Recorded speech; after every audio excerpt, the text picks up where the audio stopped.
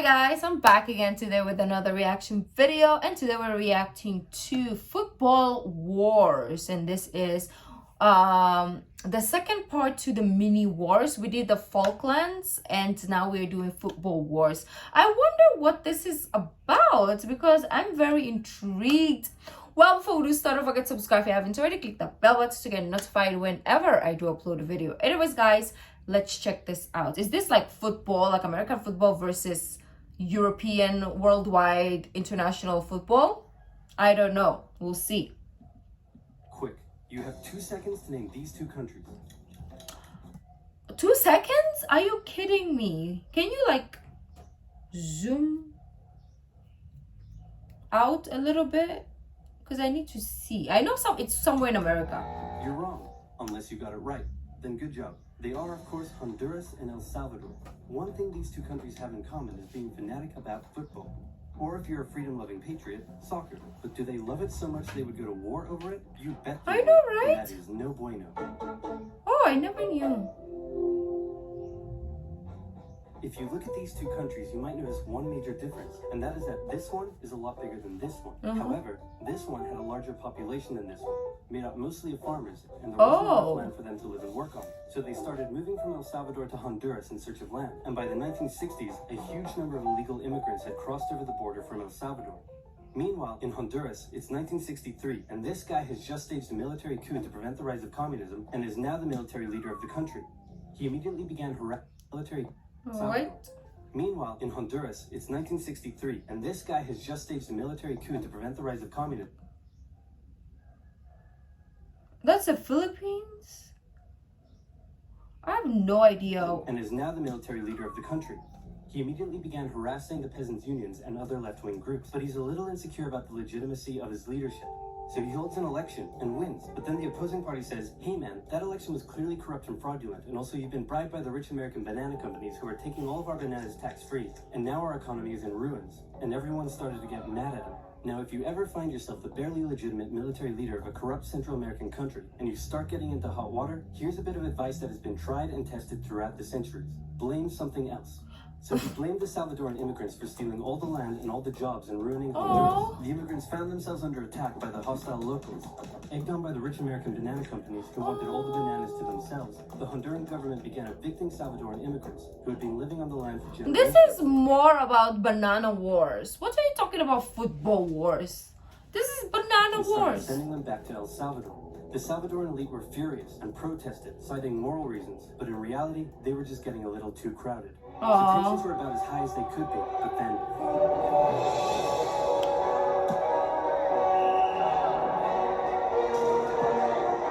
Why do we have a... It's the 1970 World Cup qualifiers, and both countries finished top of their qualifying table, so it was now time for them to play against each other. Why do we have Ronaldo? He's not even the first match took place from there. The night before the game, Hondurans gathered outside the Salvadoran team's hotel, making noise and taunting them. The next day, Honduras defeated the exhausted Salvadorans with a late 90th minute goal. After the match, a young Salvadoran fan, unable to bear her country's defeat, shot herself. Disturbingly, the Salvadoran government glorified the incident and made her into a national hero. Oh my gosh! Fans brought pictures of her to the stadium. Emotions were running high as the next match took place in El Salvador, and this time the tables returned. The Hondurans had to endure a sleepless night in their hotel, and the next day, before the match started, instead of the Honduran flag, the Salvadorans raised a dirty rag. Oh my gosh! El Salvador won decisively over the exhausted... Damn, I didn't know that this was going... obviously, it was back in the days, right? But wow, I know that...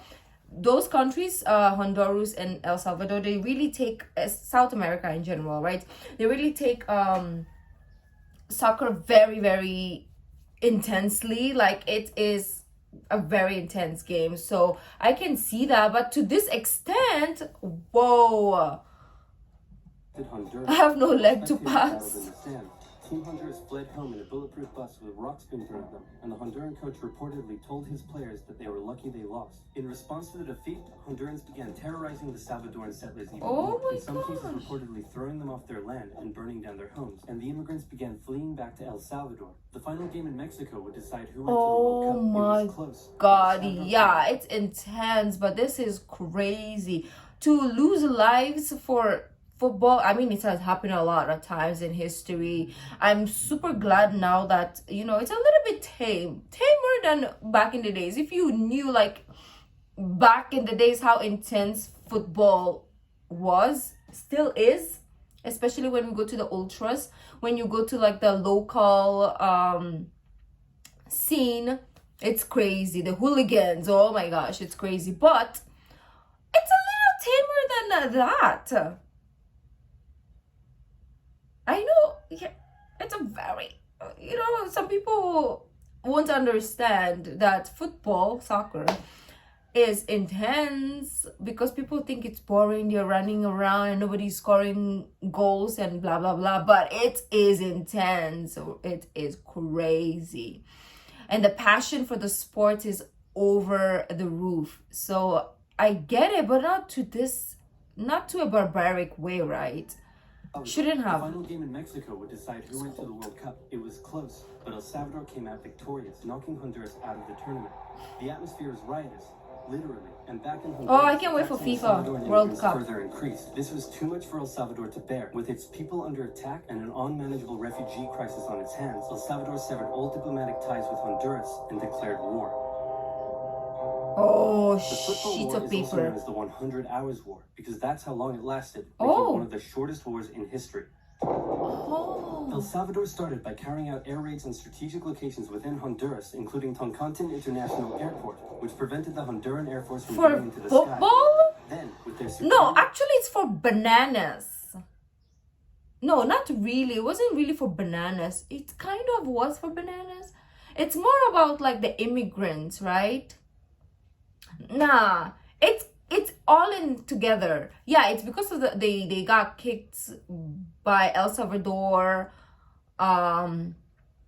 It's about pride, of course. It's about the football and a little bit about banana and immigrants. So yeah, I can see. Okay, I can see the title. Their army, they began an invasion along two major roads, complete with light tanks and infantry. Their advance was rapid, and they were quickly approaching the Honduran capital. Then the Organization of American States met in a bit of a panic and unanimously agreed that war between El Salvador and Honduras was a bad thing and probably shouldn't continue. Yeah. So they went to El Salvador and said, "Can you please stop invading?" And El Salvador declared, "Not until they stop being jerks." Yes. So the war went on.